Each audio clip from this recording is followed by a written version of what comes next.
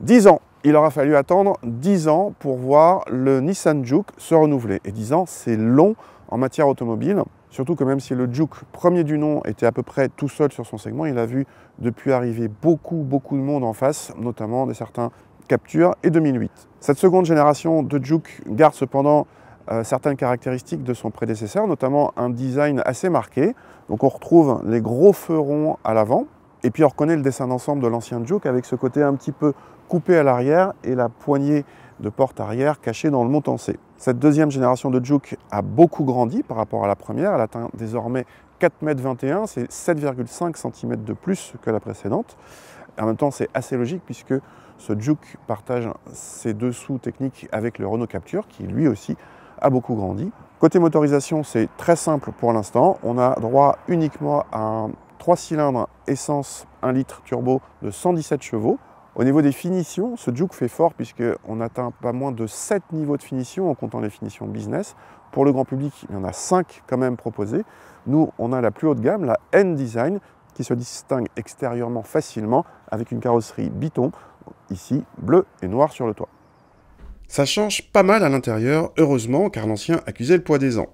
L'écran central est plus grand et plus haut, le combiné d'instruments plus lisible, mais reste analogique, avec entre les compteurs un autre écran qui permet notamment d'accéder à toutes les aides à la conduite, assez nombreuses, même si le régulateur adaptatif fait partie des options sur cette finition. Le levier de vitesse prend place au milieu d'un cercle chromé, ce qui rappelle la précédente génération. La qualité de présentation est en nette hausse avec des plastiques moussés sur la partie supérieure de la planche de bord, mais un Captur a encore plus progressé et présente mieux désormais. Originalité, les deux appuis-têtes avant recèlent chacun des petites enceintes qui font profiter à leurs occupants d'un meilleur rendu audio. À l'arrière, les passagers profitent de la hausse du gabarit extérieur pour avoir nettement plus de place aux jambes, équivalent à celui d'un Captur. Le coffre progresse lui aussi pour dépasser les 400 décimètres cubes selon les mesures, en progression de 10% par rapport au précédent, un volume proche de celui des Captur et 2008, dommage toutefois que le seuil de chargement soit aussi haut comme sur le Captur.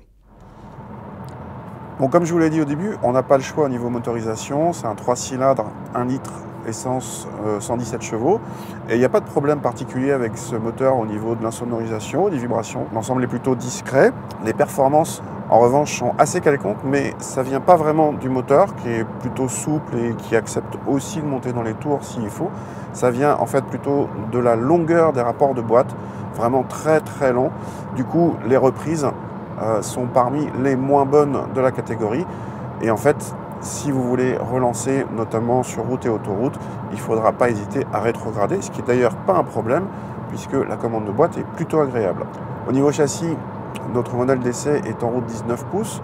Sur le Juke 1, quand on était en 19 pouces, c'était ferme, très ferme. Ici, c'est beaucoup mieux. On garde un niveau de confort tout à fait raisonnable. Et en même temps, ce Juke 2 a bien progressé aussi au niveau de l'efficacité. Il est assez dynamique, assez agréable. Il y a une direction assez directe, un arrière mobile au cas où. Et du coup, le compromis par rapport au Juke de première génération est largement en progression, notamment, comme je vous le disais, grâce à une belle hausse du confort.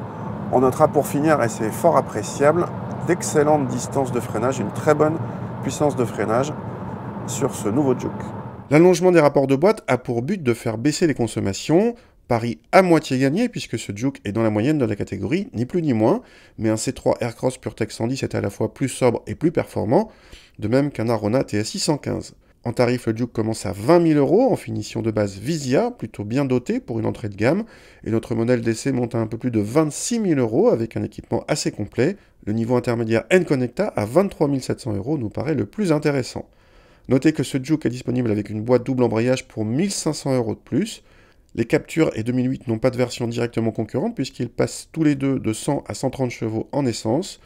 Les C3 Aircross PureTech 110 ou Arona TSI 115 sont plus proches et sont tous deux un peu moins chers à équipement équivalent, mais ils n'ont pas le look Juke si particulier.